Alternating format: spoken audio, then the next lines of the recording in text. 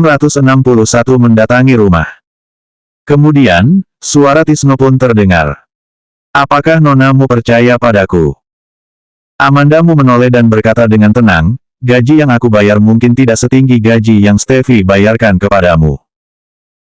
Ketika kata-kata itu diucapkan, dia jelas melihat mata Tisno sedikit berubah.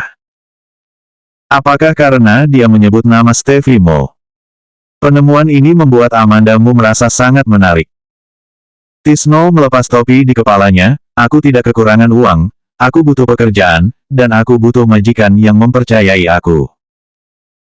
Keahlian Tisno luar biasa, dan orang-orang terhormat tentu saja dapat memandangnya sebagai pengawal, dan bahkan membayarnya dengan gaji yang tinggi. Tapi pengalamannya terlalu rumit, ada banyak hal yang tersembunyi di matanya, mereka yang sedikit berhati-hati akan selalu memeriksa secara detail.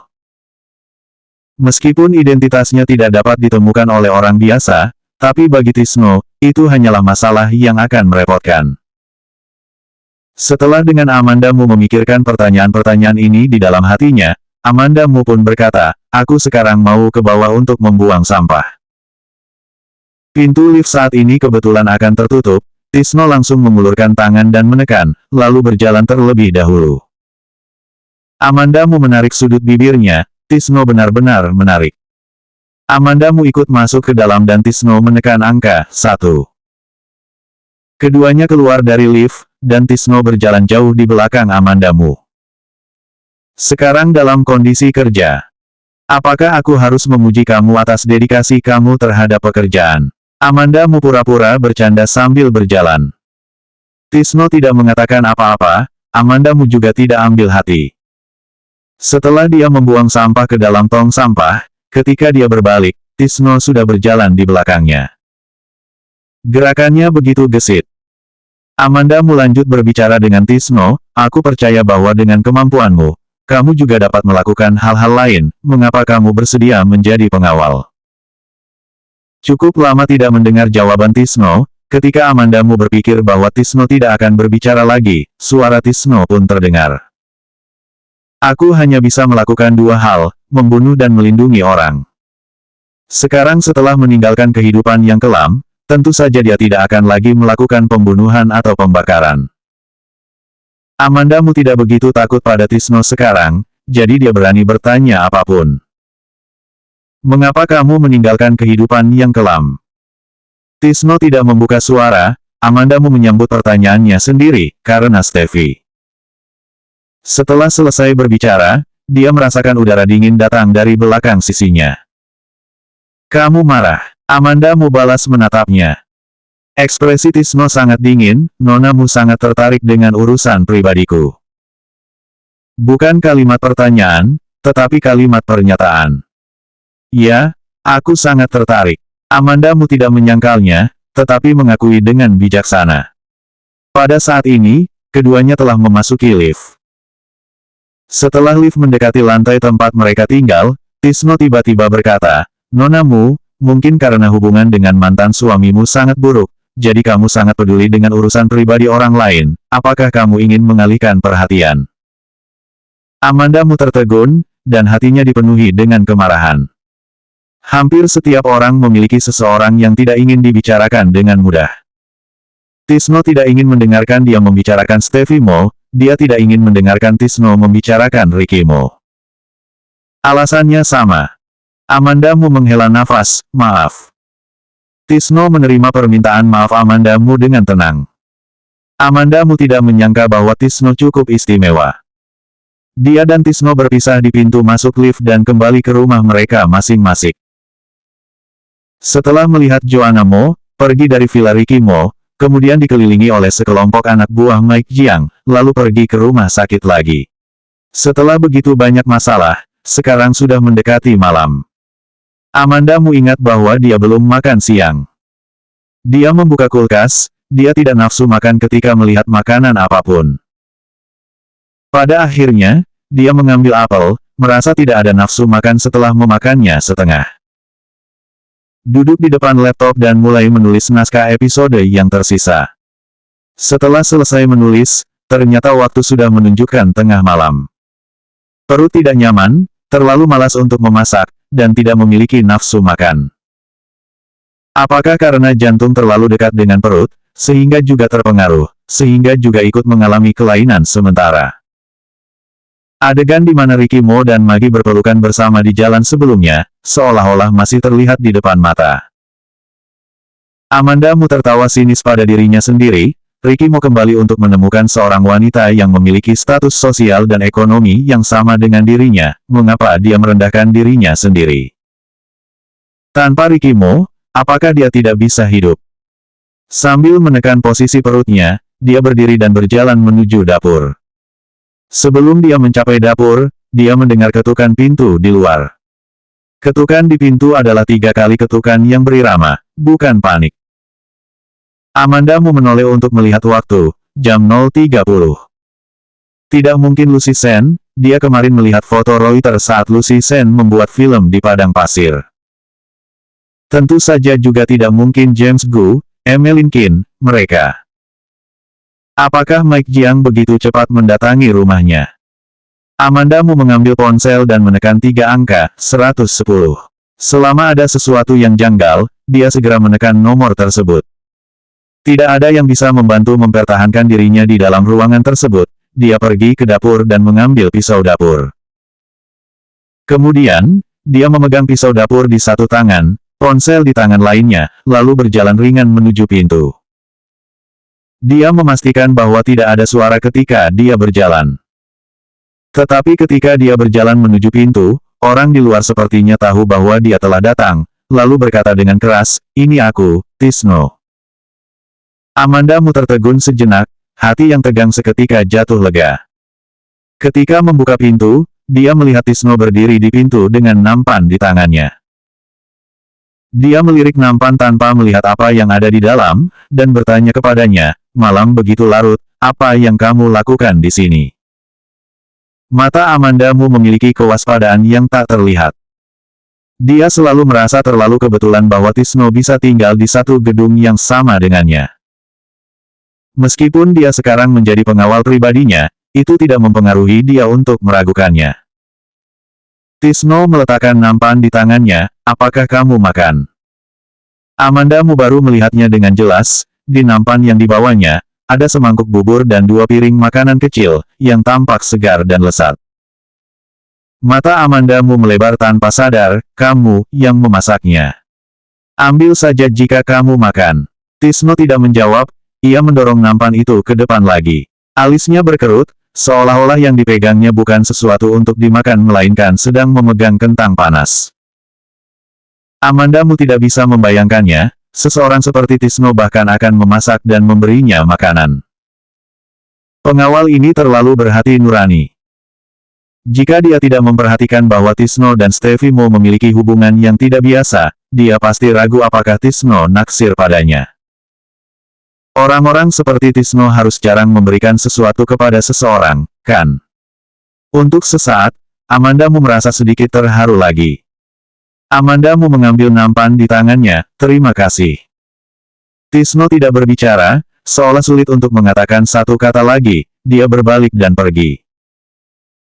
Amanda Mu berdiri di pintu, menyaksikan Tisno memasuki rumah yang berlawanan, dan menatap bubur di nampan, perasaan hatinya sangat rumit. Dia menutup pintu, kembali ke kamar, meletakkan bubur di atas meja makan, dan duduk untuk mulai makan. Bubur dan makanan kecil tersebut tampak cantik, dan rasanya cukup enak. 662 polisi palsu. Keesokan paginya, pintu Amanda Mu terdengar ketukan.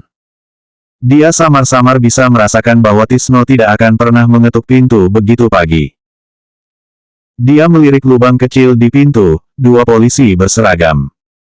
Polisi bisa datang ke rumah, pasti karena masalah kemarin. Amanda Mu tidak merasa terkejut, jika kemarin dia benar-benar di tangan Mike Jiang, dia tidak tahu apakah dia bisa kembali dalam keadaan hidup, dan Mike Jiang tentu saja akan menindaklanjuti masalah. Namun kemarin, Mike Jiang tidak berhasil, dan tentu saja dia tidak akan menindaklanjuti masalah ini. Mike Jiang adalah penjahat yang tidak bisa diajak kompromi. Kemarin dia menderita kerugian, dan dia tentu saja akan mencari cara untuk mengganggu Amanda Mu.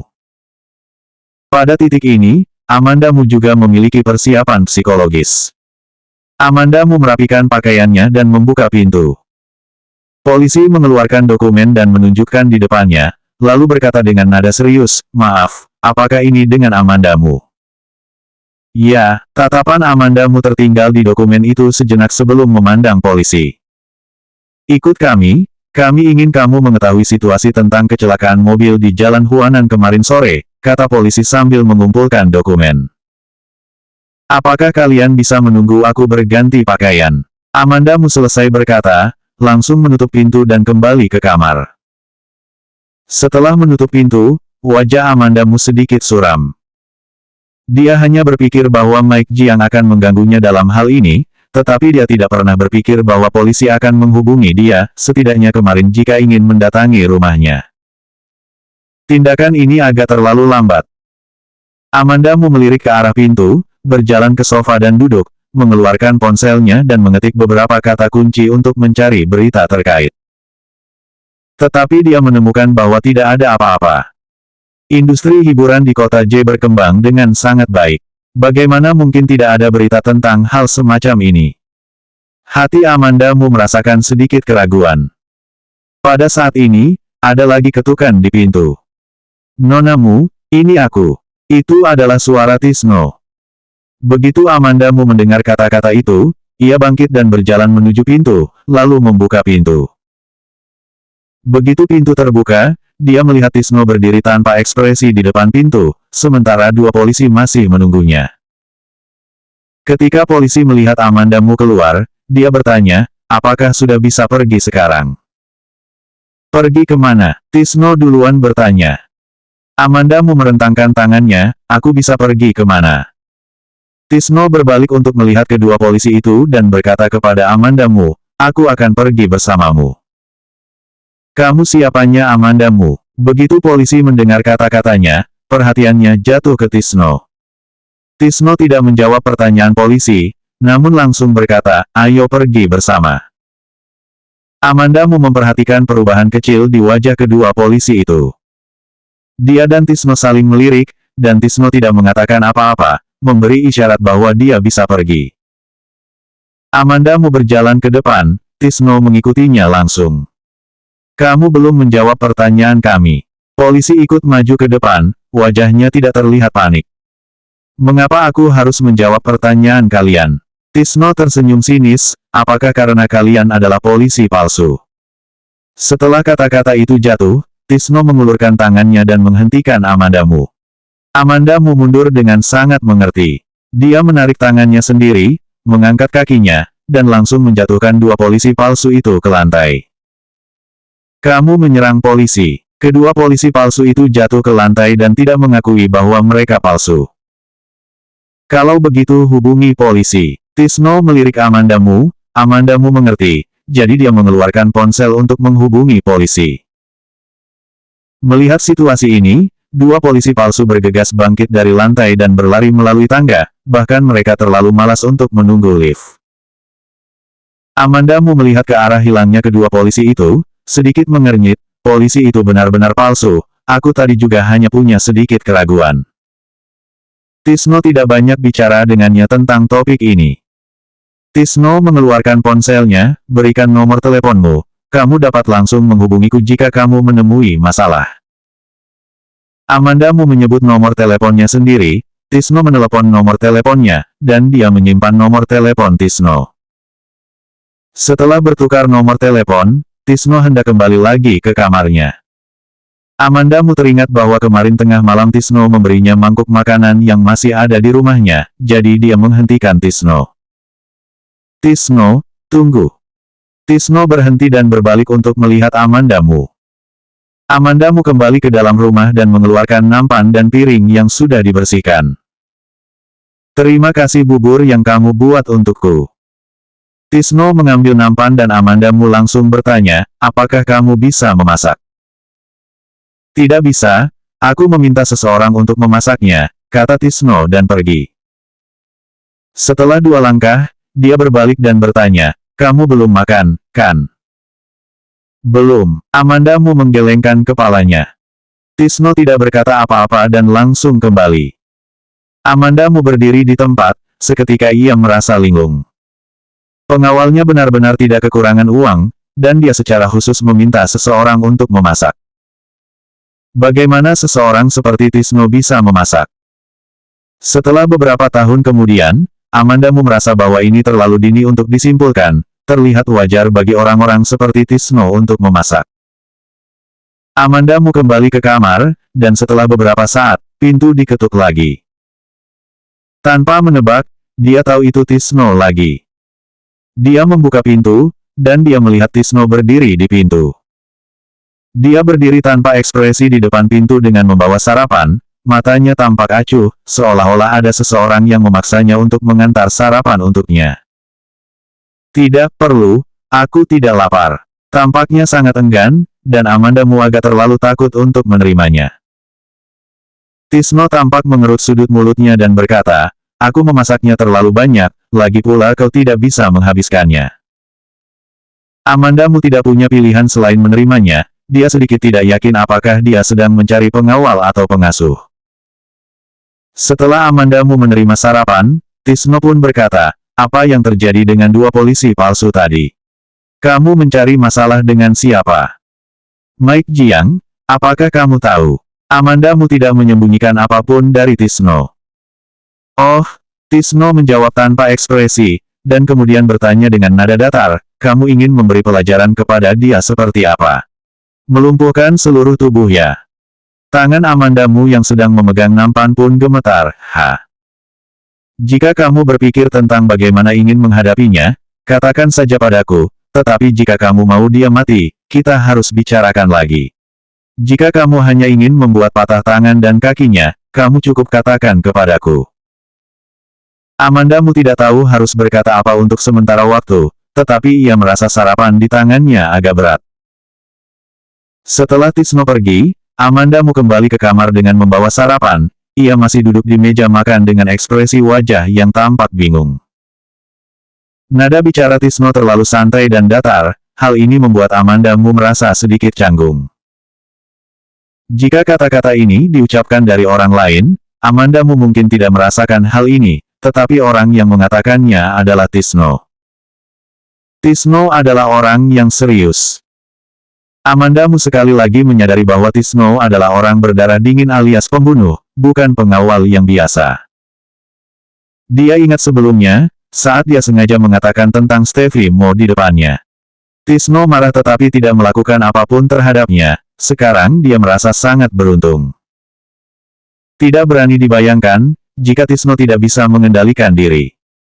Amandamu menggigil, menatap sarapan di depannya, lalu makan dengan hati-hati. 663 investasi perusahaanmu.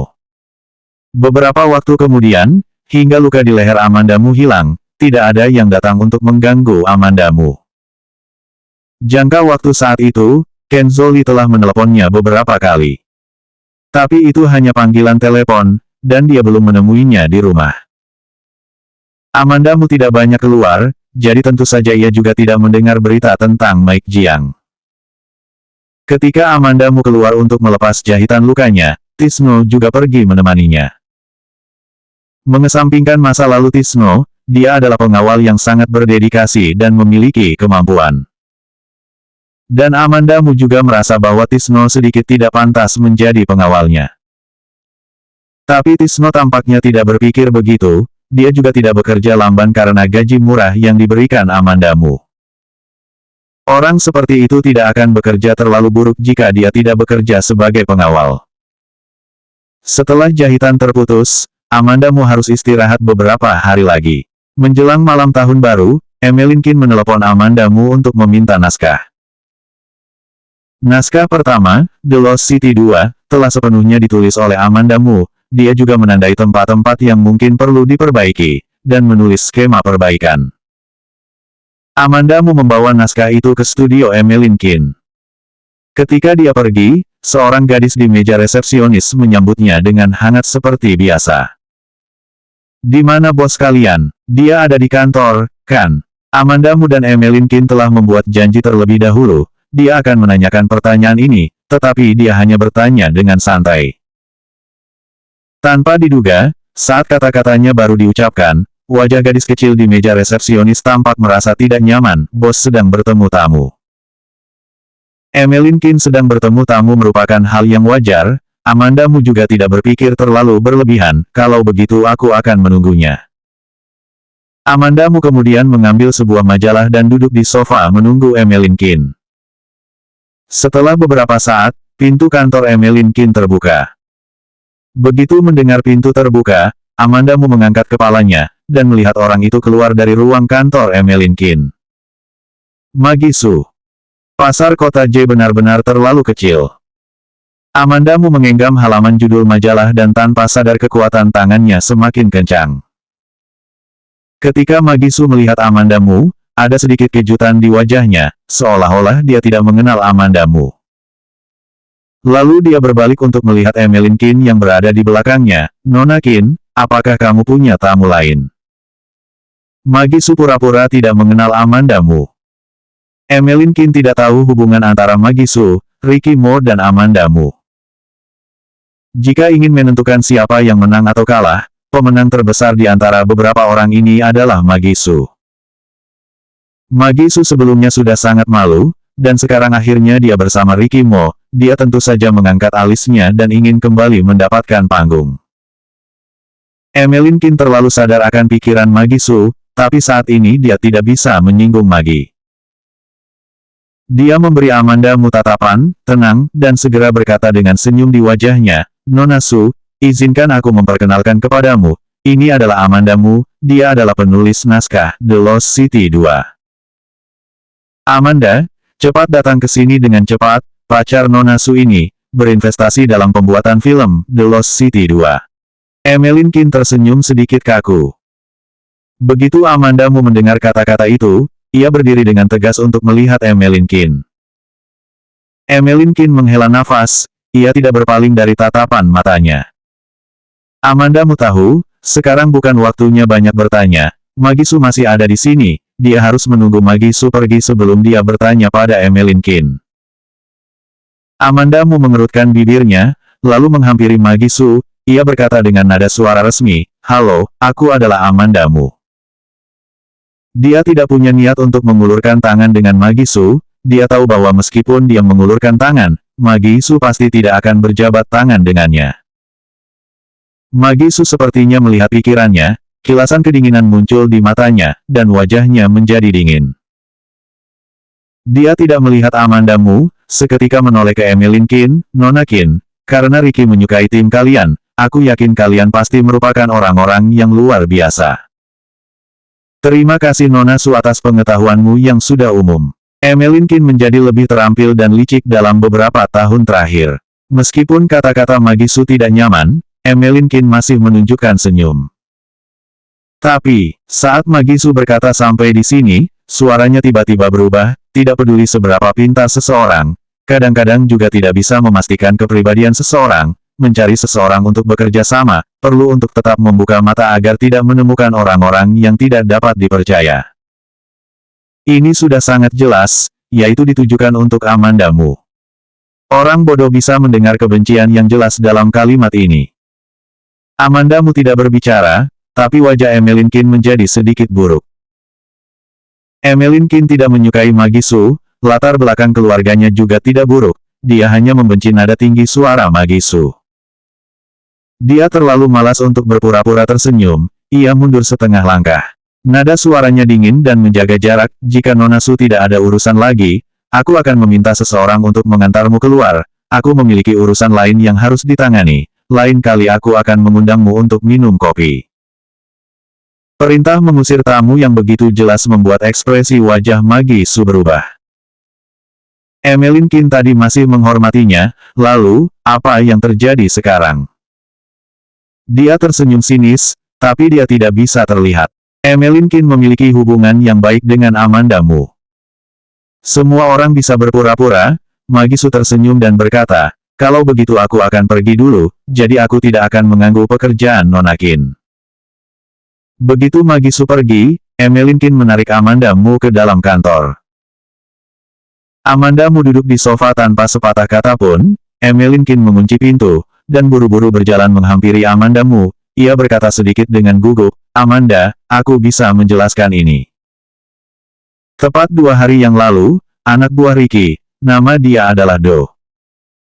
Amanda Mu berkata tepat waktu, ia mengucapkannya dengan nada dingin, Donnie, asisten khusus Ricky. Benar, pria bernama Donnie itu, datang menemuiku untuk berinvestasi di The Lost City 2. Aku mempertimbangkan hubunganmu dengan Ricky, aku jelas tidak setuju, tapi dia mengancamku, dia mengatakan bahwa jika aku tidak menerima investasi dari perusahaanmu, maka jangan harap untuk mendapatkan investasi dari orang lain. Lalu, seperti yang kamu lihat, Maggie datang dan dia mungkin tahu kamu akan datang hari ini. Hal ini yang ingin dibicarakan Emmeline Kin dengan Amanda Mu, tetapi beberapa hal telah terjadi dalam beberapa hari terakhir ini. Amanda Mu juga tidak datang ke studio, jadi dia selalu menundanya. Setelah Emmeline Kin menyelesaikan penjelasannya, dia memandang Amanda Mu dengan hati nurani yang bersalah, dan menunggu Amanda Mu berbicara. Amanda Mu terdiam beberapa saat sebelum bertanya pada Emmeline Kin, apakah kontraknya sudah ditandatangani. Emmeline Kin berkata dengan cepat, belum. Amanda Mu merapikan rambut yang tersebar di telinganya, dan berkata dengan nada serius, karena Ricky mau berinvestasi, maka kamu harus menandatanganinya. Berapa banyak tim produksi yang ingin perusahaan mau berinvestasi untuk mereka, dan kali ini ia sendiri yang mendatangimu, mengapa tidak kamu tanda tangani saja? Tapi kamu, Emmeline Kin awalnya berpikir Amanda Mu akan sangat menentangnya. Tanpa diduga, Amanda Mu tidak hanya tidak keberatan, tetapi mendukungnya seperti ini. Kerja sama bisnis harus memperhatikan keuntungan, dan itu tidak ada hubungannya dengan perasaan pribadi. Nada bicara Amanda Mu tidak memiliki suhu. Emmeline Kin juga bersedia bekerja sama dengan perusahaanmu. Setelah mendengar kata-kata Amanda Mu, dia pun mengangguk. Satu hal lagi, kupikir Maggie pasti mencari masalah. Ekspresi wajah Amanda Mu tidak peduli, biarkan saja dia. 664 hanya tampak sedikit galak. Maggie Su sedang memikirkan sesuatu, Amanda Mu tahu dengan sangat jelas. Maggie Su memutuskan untuk tetap mempermalukannya, dan tentu saja dia tidak akan gentar. Amanda Mu tahu bahwa Maggie Su telah terlalu lama tertekan, dan sekarang dia akhirnya berbalik, dan tentu saja dia sangat ingin kembali ke atas panggung.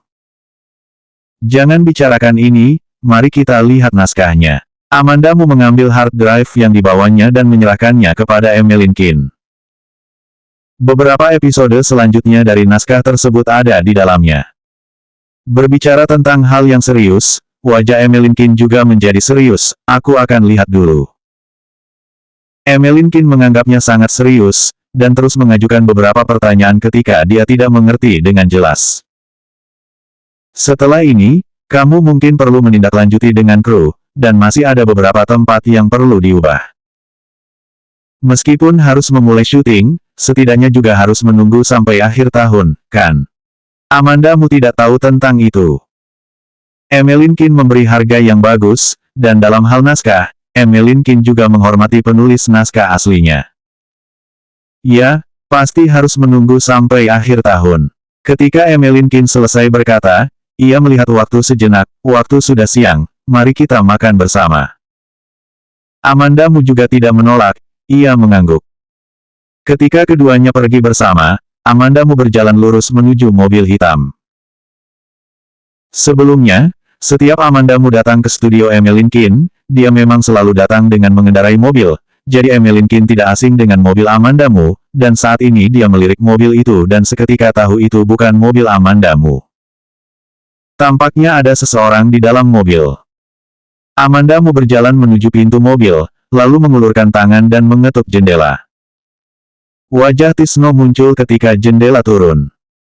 Sebagai pengawalnya, Tisno sangat rajin mengikutinya. Aku ingin pergi makan dengan Emmeline.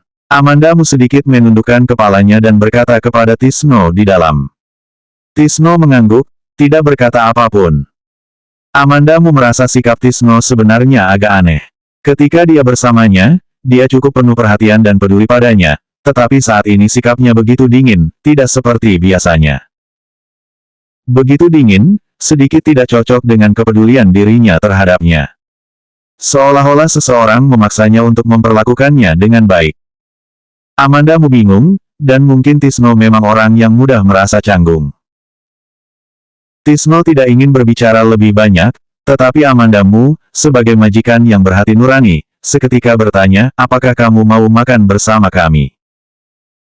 Jangan khawatirkan aku, jawab Tisno tanpa ekspresi. Baiklah. Amandamu kembali menghampiri Emelinkin. Meskipun Emelinkin tidak mengikutinya, namun posisinya tidak jauh dari mobil Tisno, dia tidak melihat wajah Tisno dengan jelas, dia hanya tahu bahwa dia adalah seorang pria. Begitu Amandamu berjalan mendekatinya, Emelinkin tersenyum tanpa sadar, pantas saja kamu terlihat begitu tidak peduli, ternyata kamu menemukan pria baru. Apa yang baru dan lama? Amandamu sejenak tidak menunjukkan reaksi. Emelinkin melirik Tisno dan berbisik ke telinga Amandamu, pacar baru. Amandamu seketika tercengang, ia sedikit mengernyitkan dahi, lalu berkata, dia adalah pengawalku. Emelinkin linglung. Dia tadi benar-benar berpikir bahwa pria di dalam mobil itu adalah pacar baru Amandamu. Emelinkin merasa sedikit canggung. Dia segera mengganti topik pembicaraan, masuk ke mobil dulu, aku sudah sangat kelaparan. Amandamu masuk ke dalam mobil dan tidak melanjutkan topik ini. Setelah dia mengikat sabuk pengamannya, dia melihat ke kaca spion dan melihat Tisno menyetir dan mengikutinya. Setelah insiden sebelumnya, mobil Amandamu dikirim untuk pemeliharaan, dan dia belum mengambilnya kembali. Tisno mengendarai mobilnya sendiri. Mobil Tisno tidak mahal, hanya 200 juta, sangat murah.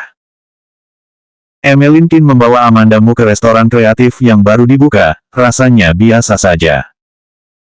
Terus terang, makanan di sini agak tidak enak. Tapi Amandamu juga tidak peduli tentang ini, dia menundukkan kepalanya untuk makan ketika hidangan sudah disajikan. Tisno juga ikut masuk, duduk di sebelah mereka dan memesan makanan. Amandamu hanya ingin cepat pulang setelah makan. Dia belum pernah pergi menemui Joanna Mo karena luka yang dideritanya. Sekarang jahitannya lebih baik, dia ingin melihat Joanna Mo. Jika memungkinkan, dia ingin berbicara dengan Ricky Mo dan membawa Joanna Mo untuk tinggal bersamanya sebentar. Saat akhir tahun semakin dekat, dia sekarang tidak tahu harus melakukan apa, dan ada Tisno, pengawal dengan kemampuan hebat, jadi dia tidak perlu khawatir tentang keselamatannya. Ketika Amandamu sedang makan, dia tidak memperhatikan Tisno, tapi Emelinkin sering memandang Tisno. Setelah beberapa saat, Emelinkin bergerak secara misterius dari sisi yang berlawanan mendekati Amandamu, di mana kamu menemukan pengawal itu, sepertinya dia bukan orang biasa. Ya, kenapa? Amandamu langsung melirik ke arah Tisno. Tisno telah memesan 2 makanan dan sudah makan hingga selesai. Dia memegang ponsel dan tidak tahu apa yang dia lihat, mengerutkan kening seolah-olah dia sedang memiliki masalah. Amandamu jarang melihat sikap Tisno yang terpapar secara emosional, dia diam-diam menduga bahwa Tisno mungkin melihat sesuatu yang berhubungan dengan Stevie Mo. Apakah kamu tidak merasa bahwa pengawalmu terlihat seperti James Bond seperti di film? Dia sepertinya telah melalui ribuan layar dan sedang menyembunyikan dirinya. Harus diakui bahwa Emelinkin cukup akurat dalam melihat orang. Apakah seperti itu? Mengapa aku tidak melihatnya? Dia hanya tampak sedikit galak. Amandamu tidak yakin, dan dia membantu Tisno menyembunyikan identitasnya. Untungnya, Emelinkin hanya membicarakannya dengan santai. Seorang pengawal benar-benar tidak layak untuk diperhatikan. Setelah makan, Amandamu dan Emelinkin berpisah, dan dia kembali ke mobil Tisno. Amandamu merasa tidak tenang ketika dia berpikir untuk pergi menemui Joanna Mo. Setelah memikirkannya sejenak, dia pun menelepon Doni. Doni dengan cepat menjawab panggilan teleponnya, dan dijawab hanya dengan 2 dering. Nona Mu, suara Doni kali ini sangat mulus. Doni selalu menghormati dan sopan padanya, nada suara Amandamu berkata dengan lembut, asisten Doni, apakah Ricky ada di perusahaanmu? Meskipun hubungan dia dan Ricky Mo sekarang seperti ini, namun Doni juga tidak menyinggung perasaannya, dia tentu saja juga tidak sungkan terhadap Doni. Ada keheningan pada Doni yang berada di ujung sana, Tuan Muda sedang rapat. Oh, jika dia sudah selesai rapat, katakan saja padanya, aku ingin mengajak Joanna untuk tinggal bersamaku sebentar, maaf jika aku merepotkanmu. Nada bicara Amandamu sangat sopan, dan tentu saja nada bicara yang terdengar resmi. Aku mengerti, aku akan memberitahumu kata-katamu kepada Tuan Muda. Ketika menutup telepon, Amandamu memandang Tisno, pergi ke Villa Ricky, aku ingin menemui Joanna. Tisno meliriknya, seolah-olah dia tidak memiliki maksud yang dalam. Amandamu mengerutkan kening, mengapa kamu melihat aku seperti ini? Tisno tidak berbicara, dan langsung melaju menuju Villa Ricky Mo. Setelah tiba di Villa Ricky Mo, Amandamu turun dari mobil dan membawa Tisno masuk ke dalam. Ricky Mo sedang mengadakan rapat di perusahaan, Amandamu datang untuk menemui Joanna Mo, jadi dia merasa lebih santai. Dia sekarang juga tidak berpikir bagaimana suasana hatinya jika harus berhadapan dengan Ricky Mo. Tetapi ketika dia berjalan ke ruang utama, dia melihat pria yang seharusnya sedang rapat di perusahaan, saat ini dia sedang turun ke lantai bawah. 665 Aku memaafkan dia, lalu siapa yang membebaskan aku? Apa yang terjadi? Bukankah Donnie mengatakan bahwa Ricky Mo mengadakan pertemuan di perusahaan? Mengapa Ricky Mo masih berada di rumah? Ricky Mo turun dari lantai atas ke lantai bawah, ia melihat mata Amandamu berkedip karena terkejut. Amandamu teringat di hari ketika Ricky Mo dan Magisu berpelukan di pinggir jalan, di mana pada hari itu dia juga dicegat oleh anak buah Mike Jiang. Hari-hari itu, adegan itu selalu mengingatkannya sepanjang waktu bahwa Ricky Mo bukan lagi Ricky Mo yang dulu lagi. Amandamu menggenggam tangannya dengan erat, merasakan hawa dingin dari atas kepalanya hingga ke bawah kakinya. Dia meremas bibirnya dengan erat, dan suaranya keluar dengan sedikit dingin. Asisten Donnie berkata bahwa kamu sedang rapat di perusahaan, maka aku datang ke sini. Benarkah? Ricky Mo sudah menuruni tangga dan mendatanginya. Dia berhenti dengan jarak 3 langkah dari Amandamu. Apakah Donnie mengatakan bahwa aku sedang mengadakan rapat di perusahaan? Apakah Donnie yang mengatakannya tidak cukup mengerti, atau apakah kamu yang bertanya kurang jelas? Amandamu merasa bahwa dia mungkin sudah gila. Karena pada saat ini, apa yang dia pikirkan bukanlah bagaimana untuk membantah kata-kata Ricky Mo yang sedikit memancing emosi. Namun, apa yang dia pikirkan ternyata Ricky Mo lebih kurus dari sebelumnya dan tampaknya telah kehilangan banyak berat badan. Dia dan Ricky Mo hidup bersama terlalu lama, jadi mereka terlalu akrab satu sama lain. Jadi, karena sudah beberapa waktu tidak bertemu, dia bisa dengan mudah menemukan bahwa Ricky Mo terlihat sangat kurus. Ricky Mo adalah orang yang sangat pandai mengendalikan diri terhadap berat badan. Jika pekerjaannya terlalu banyak, maka berat badannya akan berkurang. Setelah kurus, Ricky Mo terlihat lebih garang, alisnya lebih tajam, dan dia merasa lebih agresif. Penampilan Ricky Mo yang seperti itu, sedikit asing bagi Amandamu. Seketika, ada perasaan acuh tak acuh dan menjaga jarak. Katakan saja. Suara rendah pria itu sudah dekat. Amandamu mendongak dengan sengit, dan baru melihat menyadari keahliannya, dan Ricky Mo telah mendekatinya. Dia menatapnya, dan ada tatapan yang tak terlihat di matanya, tatapan matanya yang begitu teliti melihat alis matanya, lalu berhenti di leher sejenak. Amandamu sangat menyadari pandangannya, dan mengulurkan tangannya untuk menutupi luka yang baru pulih dari lehernya. Letak luka pada lehernya sebenarnya dekat dengan leher belakang. Ini benar-benar gerakan bawah sadarnya. Hari itu dia berdiri di depannya dan Magisu dengan membawa luka di leher, dan dia sangat malu. Kata-katanya yang dingin ini, tidak perlu bertanya kepada seseorang yang tidak memiliki hubungan lagi, setiap kata menghantam jantungnya dengan keras. Dinginnya naik dari telapak kaki. Amandamu langsung menggigil. Ricky Mo berdiri di depannya, ia juga tidak tahu apa yang dia pikirkan, dan tiba-tiba mengambil langkah ke depan. Amandamu mundur selangkah, matanya penuh kewaspadaan. Dia tidak tahu apa yang ingin dilakukan Ricky Mo. Dia sudah pernah melihat tatapan lembut dan penuh kasih sayang dari pria ini, dan dia telah melihat sikapnya yang begitu acuh tak acuh. Dan sekarang, dia hanya bisa menggunakan sisa harga dirinya untuk mempertahan diri di depannya. Karena dia yang memutuskan untuk melepaskan, maka satu sama lain harus sedikit bersikap tegas. Aku naik ke atas untuk melihat Joanna. Ketika Amandamu selesai berkata, ia pun bergegas melewatinya, dan berlari ke atas seolah-olah melarikan diri, tanpa melihat Ricky Mo lagi. Ricky Mo berdiri membelakangi tangga, meskipun Amandamu melihat ke belakang, dia tidak bisa melihat wajahnya. Di tempat di mana Amandamu tidak bisa melihat, wajah Ricky Mo seperti salju, begitu dingin sehingga tidak ada jejak kemanusiaan. Di ruang utama kosong, selain Ricky Mo, juga ada Tisno. Baru saja, Tisno memiliki bayangan tentang apa yang terjadi antara Ricky Mo dan Amandamu. Amandamu sudah naik ke atas, dan Tisno berada di ruang utama menunggunya turun. Melihat Ricky Mo berdiri diam, dia berjalan menghampiri Ricky Mo. Tisno meletakkan tangan di sakunya dan berkata sambil berpikir, banyak yang mengatakan bahwa hati wanita merupakan jarum di bawah laut. Menurutku, pria kadang-kadang sangat sulit untuk dipahami, terutama pria seperti kamu. Ricky Mo menurunkan matanya dan perlahan merapikan lengan bajunya, ketika kemudian dia mengangkat matanya, dia tidak bisa melihat emosi apapun di matanya.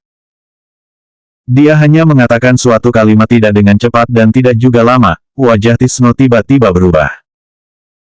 Penyembuhan Steffi di luar negeri tidak lancar. Ricky, Tisno memanggil namanya dengan geram.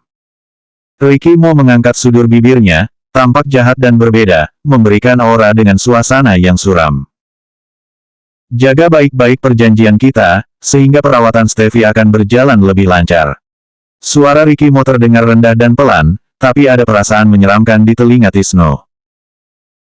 Tisno mengepalkan tangannya, menatap Ricky Mo dengan wajah pucat, dan menggeram, dia dan kamu adalah saudara kembar dari satu ibu.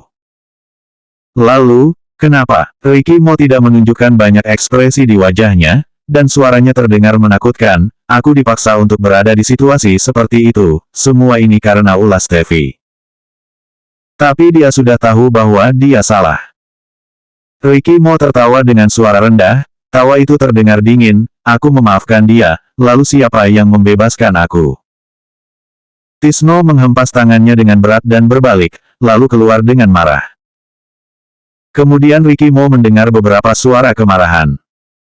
Kedengarannya seperti sebuah tinju yang memukul dinding. Setelah Tisno berjalan keluar dan membentur dinding untuk sementara waktu, ia terengah-engah, menoleh dan melihat beberapa pengawal lewat, dan berteriak kepada mereka, belajar, saling belajar. Tisno telah tinggal di sini selama beberapa waktu sebelum Ricky Mo, pengawal di villa itu mengenalnya. Tapi semua sedikit takut pada Tisno. Mereka tidak tahu dengan jelas tentang asal-usul Tisno, tetapi mereka juga tahu bahwa Tisno bukan pemeran kecil. Ayo, Tisno tidak peduli apakah mereka setuju atau tidak, ia melepas jaketnya dan mengangguk ke arah mereka, sini kalian. Ricky Mo yang berada di kamar mendengar teriakan pengawal di luar dan tidak bereaksi. Dia pergi ke sofa dan duduk, menyalakan sebatang rokok, menghisap, dan menjepit di antara jari-jarinya tanpa bergerak. Amandamu pergi ke kamar Joanna Mo. Dan mendapati Joanna Mo sedang tidur. Meskipun Ricky Mo lebih kurus, tapi dia merawat Joanna Mo dengan sangat baik, dia malah terlihat sedikit lebih gemuk daripada terakhir kali dia melihatnya. Auranya sangat bagus, wajah kecilnya kemerahan dan tembem, ditutup dengan selimut, tidur dengan sangat nyenyak. Amandamu memandang Joanna Mo, bahkan dalam suasana hati yang suram selama beberapa hari terakhir, ternyata bisa membuatnya lebih tenang. Dia tidak tahan untuk membangunkannya, jadi dia menatapnya dengan tenang, dan dia merasa sangat puas. Dia memandang Joanna Mo sebentar, lalu dia bangkit dan menutup pintu dengan pelan. Setelah berlalu cukup lama, dia pikir Ricky Mo tidak lagi berada di ruang utama. Tetapi ketika dia turun, dia menemukan Ricky Mo sedang merokok di ruang utama. Beberapa puntung rokok telah diletakkan di asbak di depannya. Dulu ketika mereka bersama, Amandamu sebenarnya tidak terlalu peduli tentang kebiasaan merokok Ricky Mo, dan Ricky Mo tidak banyak merokok pada waktu itu. Dalam hal semacam ini, Ricky Mo sebenarnya memiliki sisi yang sangat hati-hati. Dan sekarang, Amandamu juga sudah lama tidak memiliki hak untuk mengendalikannya. Selanjutnya 666 ada janji pada malam tahun baru, aku tidak waktu.